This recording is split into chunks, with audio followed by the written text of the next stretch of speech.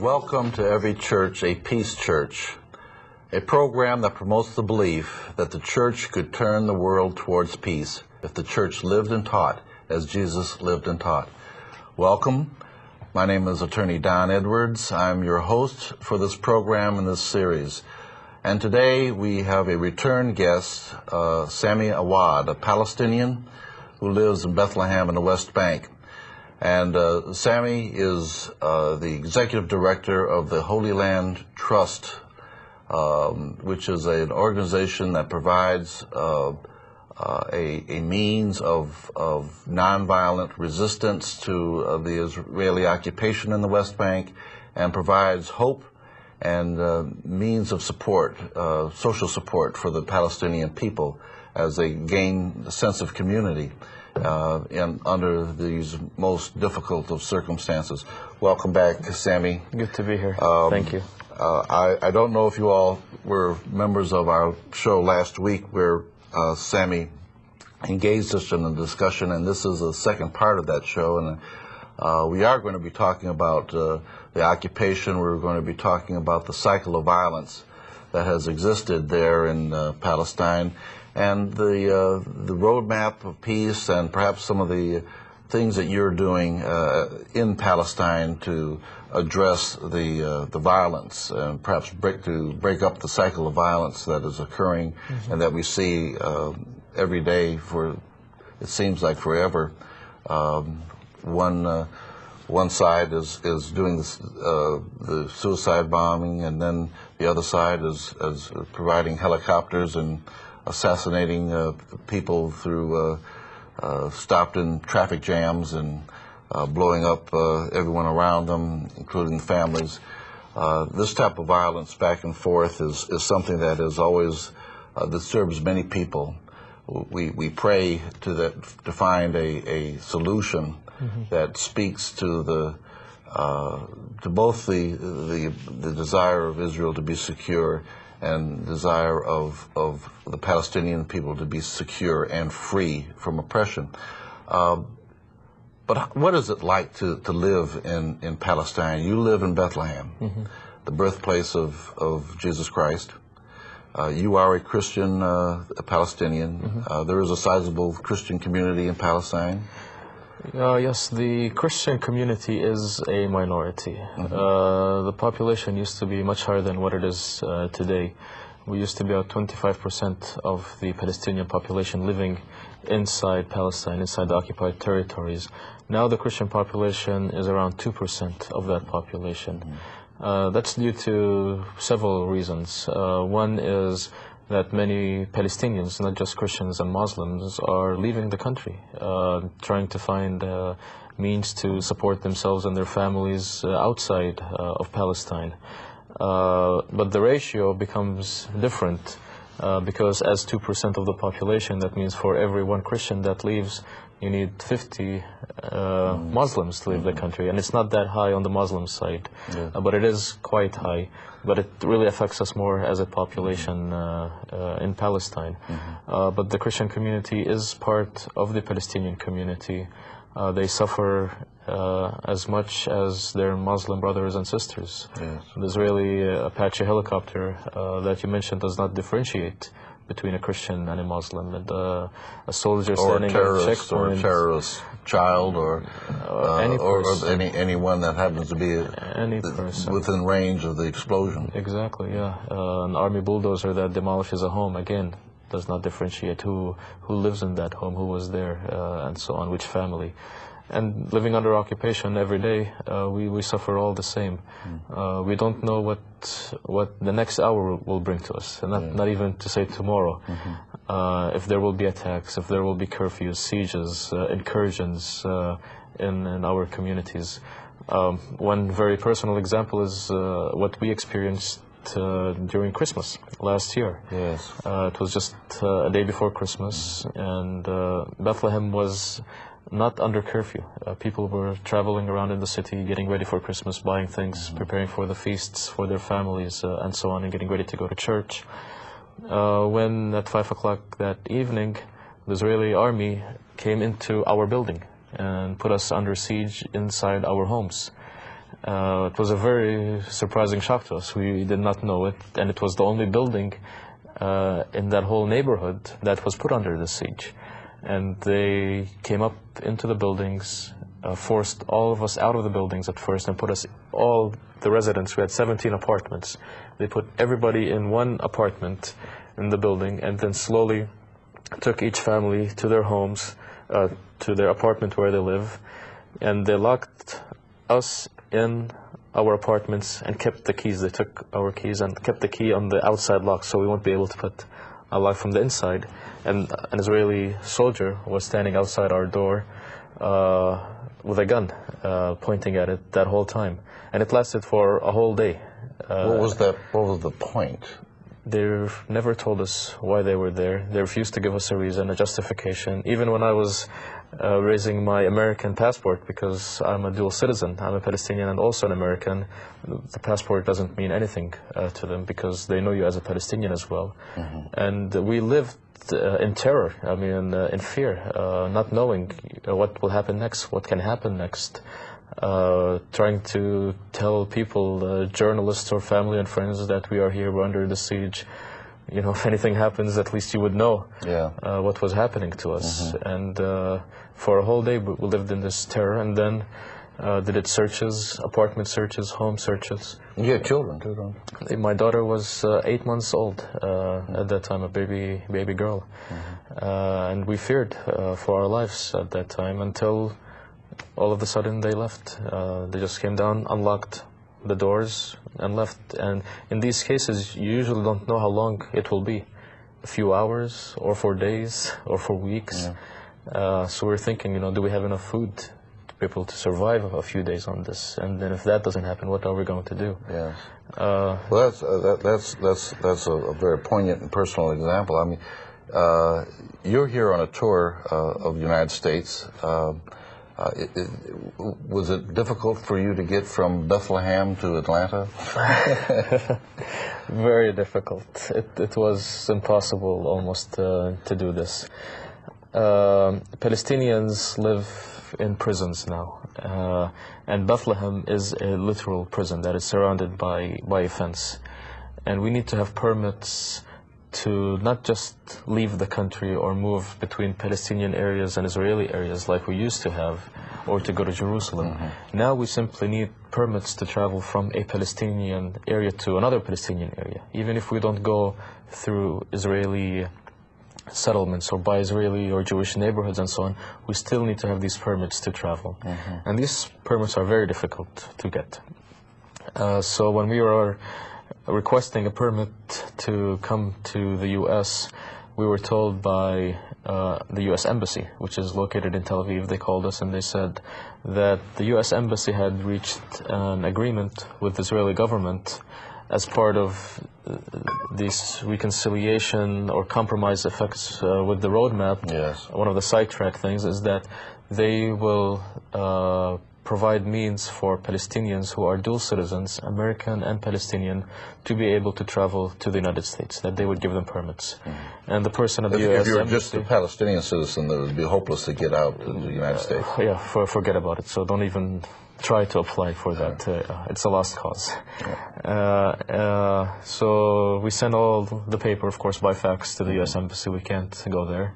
And they said, you know, we'll get it for you. And that was 2 weeks before we were supposed to leave, so we gave them a good time to work on it. And for 2 weeks, the only thing we heard from the U.S. Embassy was like, don't worry, we're working on it, it's taking more time. And I told them, well, I thought that was an agreement, you know, it was supposed to be an easy process.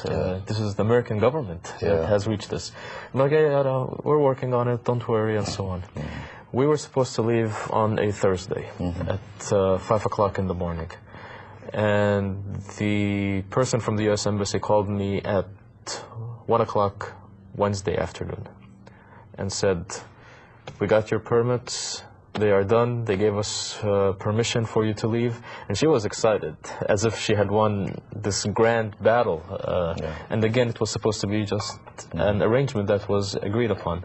So she told me, just go to the Israeli military governor's office, pick the permits, and you're set to go. Did you do that? I'm in this prison in Bethlehem, and the military governor's office is outside of this prison camp. It was difficult, it was dangerous. We had to sneak on several dirt roads and back roads just to get to there and put my life in risk to get there. But I did get there. And I got there at around 2 o'clock in the afternoon. And I showed the soldier my ID card who was standing at the door. And he's like, why are you here? Well, I told him, well, the U.S. Embassy called and they said that our permits are ready. And he's like, well, there is no permit for Palestinians. You're not allowed to travel and go anywhere. I told him, well, because I'm a U.S. citizen and so on. He's like, well, I'll check. So he goes back, comes back 2 minutes later and said... You played the American card. I played the American card. My embassy said I can come here. And he went and came back and said, no permits. You're not getting permits. You're not even supposed to be here. Go back to Bethlehem or we will arrest you. And that's where, I didn't know what to do. So I picked the phone, called the U.S. Embassy, and they were furious, very upset. And they said, we'll work on it, but whatever you do, stay there, don't leave. 6 hours later, I'm standing outside with the soldier looking at me, giving me very dirty looks, and I'm waving my passport on one hand and the telephone telling U.S. Embassy on the other, so he would know that why I was there. I get called into the Israeli military governor's office and to be interviewed by the deputy military governor. And we go through 2 hours of him telling me why nonviolence does not work, why we should not resist the occupation, violence or nonviolence. He tells me, forget about the peace map, roadmap, forget about the peace process, and then interrogating me about different aspects of our work, what we're doing, what we think of Sharon, what we think of Yasser Arafat, what do I think of the new prime minister, Palestinian prime minister, and so on. So he keeps this interrogation going on, and at the end he says, it's not the U.S. Embassy that decides if you should leave or not, and it's not the U.S. government that tells us what to do and what not to do. We do whatever we want. And if I want to give you a permit, I will. And if I don't, I will not. And he opens his drawer and he takes out the permits, which were printed in his drawer the whole time, and throws them at me and says, if you want to go, go. I give you permission to leave. But the last thing he told me, which was the most powerful thing, and he knew why I was coming to the United States and on this speaking tour. To promote nonviolence. To promote nonviolence and to tell people about what's really happening in the occupied lands. And he said to me, forget about your nonviolence. It's not going to work. Forget about resisting the occupation. Again, he said, forget about the peace process. Forget about the roadmap. Forget about all these things. Israel only wants one thing. We want the land, and we don't want you on the land. And we just have to figure out how to get rid of you. This is said by a person who can make the decision to transfer us, to ethnic cleanse the land from us, destroy us, arrest us, assassinate us. Yeah. It was a very powerful message. But as I thought about it later, it was an encouraging message to me, because it showed that they fear nonviolence, and they know it can work to create the international pressure and even the local pressure in Israel to say enough of what we are doing. As we're showing the website for the Holy Land Trust organization that you are the executive director, what is that organization doing to promote nonviolent resistance to the oppression, just as Gandhi promoted nonviolent resistance to the British oppression, and that the Black Southern Freedom Movement used nonviolent direct action to resist the oppression and the violence of segregation and all of that? Yeah, the organization is very active on the ground with the Palestinian people, and we have numerous programs that we do. And recently there has been this growing desire within the Palestinian community to learn more about what nonviolence is. And a lot of this new understanding or desire came from experiences that Palestinians had, especially last year, during the incursions and the siege, for example, of the Church of Nativity in April, and the massacres that took place in Jenin and Nablus and other Palestinian towns and villages during April of last year. Yes. Many people started realizing that, something is not given over here. Something is wrong.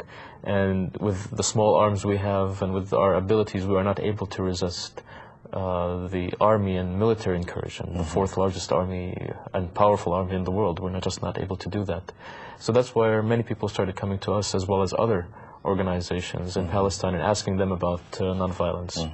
And one example, which is a powerful example, is a training that we did with a group of militants. They are former militants in Palestine who decided to put down their guns and to pick up the weapons of nonviolence. And it was a very big challenge to them. And I challenged them even more when they came to us, and I told them that I don't want to talk to you about nonviolence. And they were very shocked, because they said, well, you had been talking to us for a year and a half about this nonviolence since the Intifada began, and we always said no to you, and now you're telling us no? And when they said this, I was scared, because these are, you know, still powerful men in society.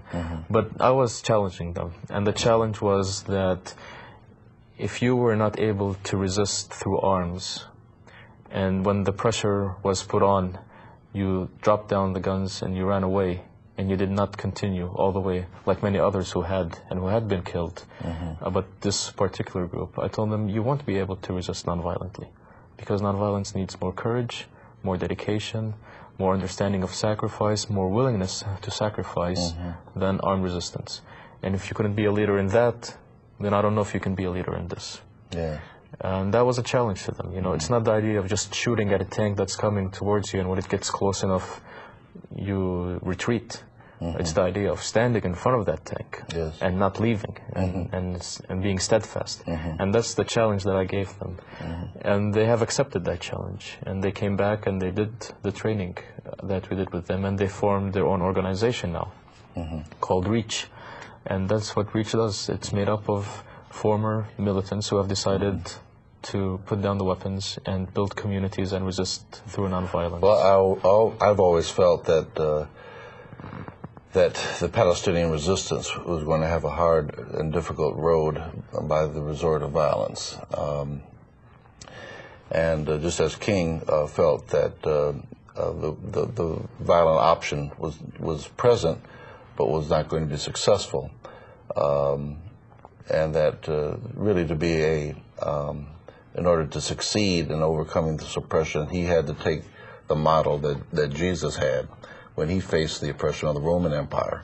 And you're facing the oppression of the Israeli Empire, even though that empire is really concentrated.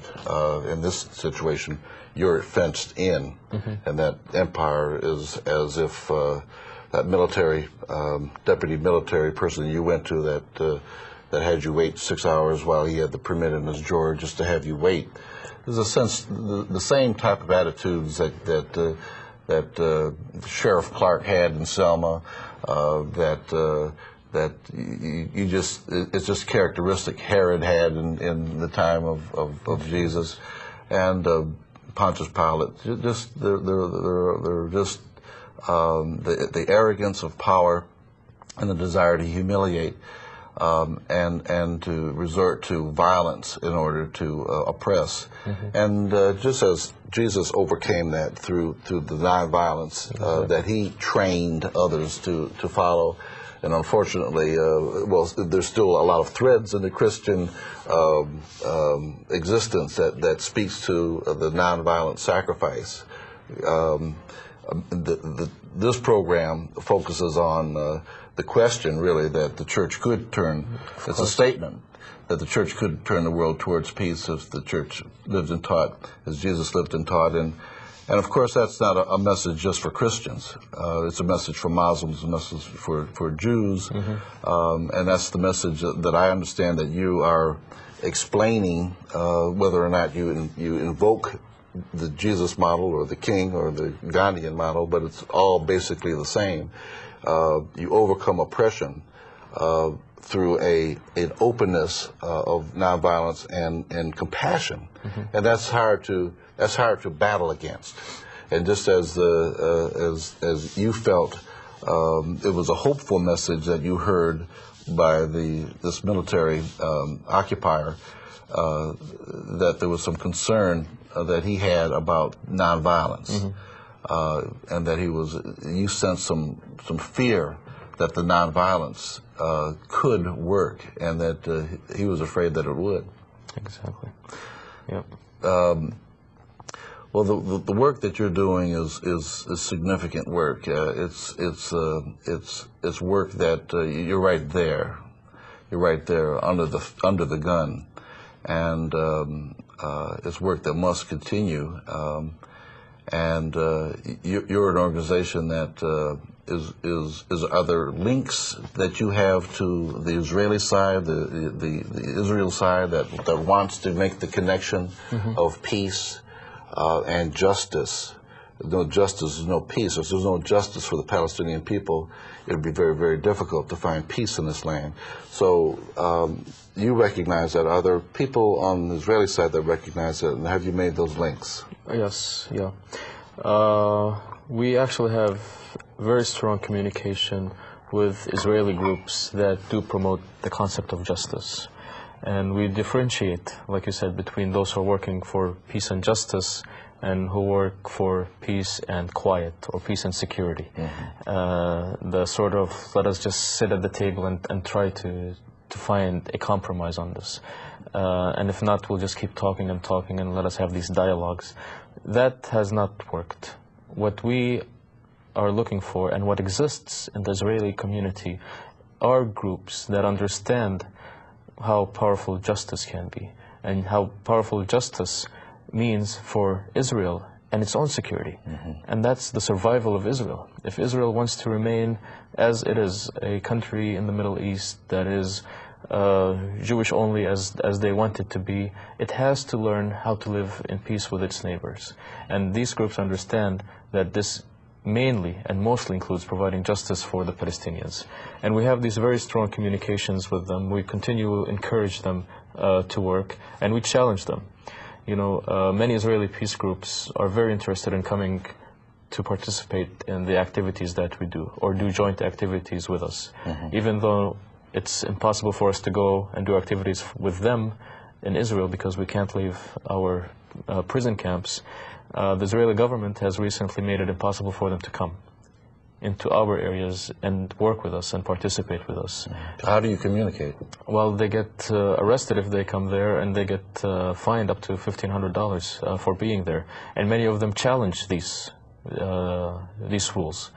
But what we encourage them to focus on is not just try to come in and participate with us. That is empowering, that is uplifting, that is encouraging to have these activities done together. But what I always ask them to do is, what do you do when you return to your homes? Do you lock yourself in your apartment and just feel good about what you did? Or do you knock at your neighbor's door and tell him, look what I did today. I did this activity with Palestinians and so on. And that's the challenge. We need them to develop a nonviolent movement in Israel itself, because they are suffering as much as we are from the occupation. They are hurting. Their children are dying. Bombings happening as well over there. And it's not just the idea, if we stop suicide attacks, then there will be peace. Or if we stop violence, there will be peace. If we deal again with the important issues that are causing this conflict and base justice in the equation, then there will be peace. And that's what we challenge them. Resist your government and what it is doing towards the Palestinian and towards your own communities. Though we want to get to the point where there is love between the people, a step towards that would be a recognition that we are a common humanity, and there must be a justice and a recognition of respect amongst the two people and amongst everyone that lives in that area. And hopefully get to the point where there is the embodiment of love. And for leaders like you, there has to be this willingness to be as Jesus was, a loving man who in the same areas that you struggle with, where he used that love to the point where it disrupted the empire. Yes. And continues to disrupt the empire. Mm-hmm. This program wishes to disrupt the empire. Amen. Yes. Yes. And what you're doing is to disrupt the empire, because we want to find solutions. You have a 3-year-old, 2-year-old child, your daughter? 14 months old. 14 months old. 14 months old. And I've got a 4-year-old daughter and a 9-year-old daughter. And I think what motivates me and what should motivate anybody is we just want to see a land in our future. We want to see a future that encompasses a security that's based upon justice and not on the gun or on the fence or on the wall. Exactly. And because we know that's a false security. And we're going to have to start getting ourselves together and start following the path of love and justice and compassion and forgiveness as the forces that are more powerful than the Apache helicopter and the suicide bomber. You agree with that? Oh, definitely. Yes, and of course, Sami, I've come to know you from last year when you were at Hillside, and you're going to be with us again. I wish your travels well. I wish you much success. If you're interested in supporting this organization, go to the website www.holylandtrust.org. And if you're interested about Every Church a Peace Church, then check us out on our website, which is www.ecapc.org. I'd like to close the show by, this show will be rebroadcast, so look for it. We want you to see it. We want you to talk about it. And we want you to seek peace, find peace, and be peace. Thank you for being with us.